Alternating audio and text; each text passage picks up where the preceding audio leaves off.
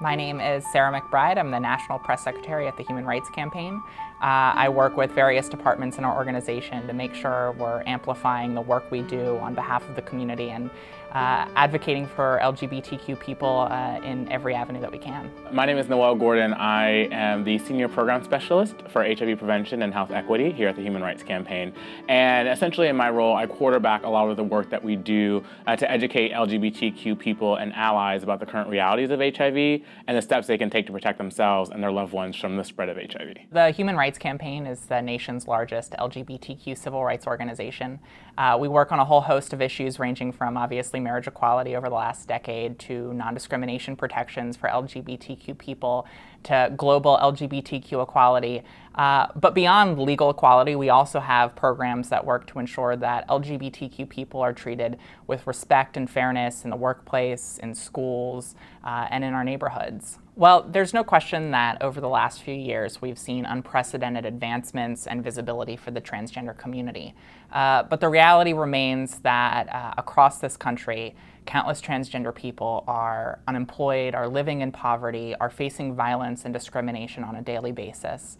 And that despite this historic progress, we're also seeing that equality doesn't always move in a linear fashion, that transgender people, particularly transgender people of color, are really sort of facing the brunt of an increasing backlash against the community. They have to come out on the job. They have to come out in schools. They oftentimes don't have a choice. If they're transitioning, it's evident to their colleagues or their peers. And also the reality is that we all know that we do best when we can bring our whole selves to work. We can bring our whole selves to our schools where we don't have to remain in the shadows or remain hidden. But when we come out, when we make ourselves known, we face discrimination. We face high rates of discrimination in employment. 1 in 4 transgender people report being fired from their jobs simply because they're transgender. Transgender students report incredibly high rates of violence, physical and sexual violence in school. In schools, they report experiencing harassment, not just from their peers, but from teachers and faculty and staff, people who are tasked with protecting them throughout the school day. They face harassment and they face discrimination.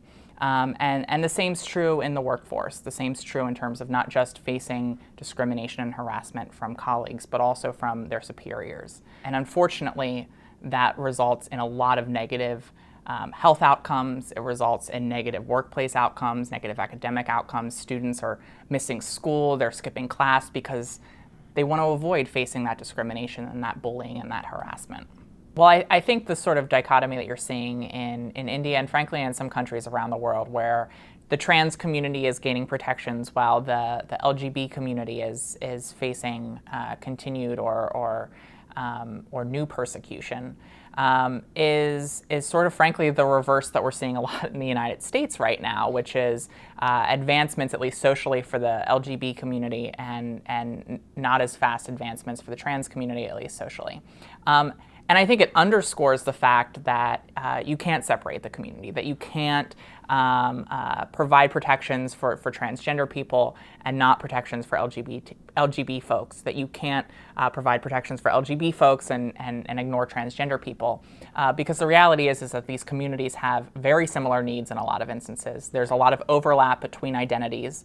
But at the end of the day, there are sometimes different legal mechanisms that are at work and at play. Well, I think it comes as no surprise to the public that we face a majority in Congress that is opposed to basic equality for LGBTQ people. Despite our progress in states like California or in New York or in Illinois, there are even more legislatures that are openly hostile to LGBTQ rights. We saw over 200 anti-LGBTQ bills introduced last legislative session. And so one is that we face legislators and elected officials who not only do not have our best interests at heart, but who are actively attacking us in states like North Carolina and Texas and South Dakota who want to legislate discrimination into their state laws. So one of the challenges we face are legislators and public officials who don't support us. HRC, though, isn't just working on the legal legislative equality. We have groundbreaking, life-saving foundation programs that are making sure that the legal equality that we continue to secure is met with true lived equality. Well, I think one of the things we often think about when we're talking about LGBT equality and basic respect and fairness is we think about the workplace, right? We think about schools. But so often we forget sort of the smaller daily activities that every person participates in. And the reality that, for instance, pharmacists are probably one of the most frequent healthcare providers that the public is interacting with. That when you're going to get hormones as a transgender person, that pharmacist understands that maybe the name on your ID isn't actually the name they should call you by, or that your gender presentation may not match your gender identity. And so there are a number of things, little sort of daily activities, little daily interactions that for maybe someone who's not LGBTQ, they don't really think about much. But for an LGBTQ person, they end up having to build up courage just to go to the pharmacy or just to walk to the grocery store or go out to dinner with their family. And it's about making sure that in every single way, the dignity of LGBTQ people is affirmed, that you don't have to fear mistreatment or even unintentional offense just because you need to pick up a prescription or pick up some groceries. We also need to change heart and minds, right? And not only the hearts and minds of people in power, but the hearts and minds of people you interact with on a daily basis. We shouldn't take for granted the fact that passing a law at the state or federal level means that the people living in that country or state are going to immediately wake up one day and think that LGBTQ people deserve sort of the same level of treatment, basic human decency and respect as everyone else. And I think the introduction of the more than 200 anti-LGBTQ laws makes that abundantly clear, right? These legislators introduced these laws knowing that there was some small but vocal support for doing so. And so I think it really just stresses the need to sort of have a both-and approach, which is what HRC takes. You know, we have an approach that sort of change laws at the federal, state, and local level, but we also have, as Sarah said, programs through the HRC Foundation and the partnerships that we have, like organizations like Grindr, to change hearts and minds of basic everyday Americans who we believe, at the end of the day, are going to be on the right side of history. I think that experience, that knowledge that Grindr has been such a significant part of contributing to has given strength and courage and space to the LGBT community to come out and to be more visible and to drive that social change that we still need to educate the public about what it means to be LGBTQ, to demand our rights and our equality. And over the last decade and a half, with the internet, with the advent of apps and programs like Grindr, you're seeing this community connect and come out of the shadows in a really powerful way that's allowed us to stand up and speak out and demand the change that we still so desperately need. In my work, you know, my guiding principle is always to start at the margins and work toward the center. And by that I mean, if I craft a policy, or if I create a program, or if I develop a training with sort of the most marginalized people in mind, then everyone who is not as marginalized as that person is bound to be protected by that policy or by that program or by that training. And so if I'm talking about HIV, I know that the most heavily impacted communities are young gay and bisexual men and transgender women of color.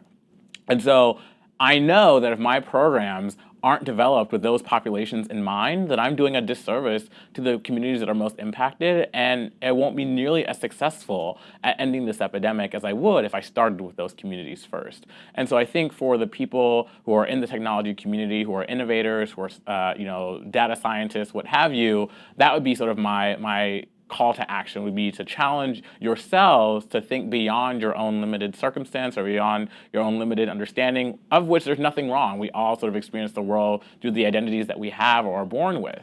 And so to push past that, to think, how can I reach across sort of an empathy gap that might exist, right? How can I really take a second to think about what would it mean for someone who lives in rural Arkansas to use this app? What would it mean for someone who is poor and trans and trying to make a way to use this app? Those are the types of questions that I think take sort of good social change efforts and make them into great or excellent social change efforts. And I think one of the challenges that the trans community faces right now is that For gay, lesbian, bisexual, and queer folks, most people who are straight can empathize with the feeling of being in love or lusting, and to the degree that it is involuntary, the involuntary nature of that. I think for cisgender people who are not transgender, it's much more difficult to wrap your mind around this sensation of having a gender identity that's different from the sex you were assigned at birth. You don't have an analogous experience. And I think that's where part of the challenge arises. We also know that when you know someone who's LGBTQ, when you know someone who's gay, when you know someone who's transgender, it's game-changing. It opens your heart and changes your mind and makes the issue become so clearly it's just about the dignity, everyday dignity of transgender people. And so knowing people is incredibly important. For a community, though, as small as the trans community, that poses a challenge. So we need to make sure that we have high-profile messengers, role models, people who are out succeeding in their fields and telling their stories, so that even if you don't necessarily know someone who's transgender, who's your neighbor or your family member, although more and more Americans are, you can at least have a point of reference. You can understand that transgender people love and dream and hope and cry and laugh and fear just like everyone else, and that transgender people at the end of the day are human beings who hurt when they're mocked, who hurt when they're discriminated against, and who just want to be treated with dignity and fairness. And the more we tell our stories, the more trans people come out. And not everyone has to be public, and they frankly shouldn't be. I mean, I think people should be able to live their lives without that sort of pressure to be a public figure or a role model. But the more people we have come out, the more people telling their stories, the more that's going to change. My name is Sarah McBride, National Press Secretary at the Human Rights Campaign. This is Noel Gordon, Senior Program Specialist here at the Human Rights Campaign. And I invite everyone to check out Hack4Equality.com. You need to get on it right now.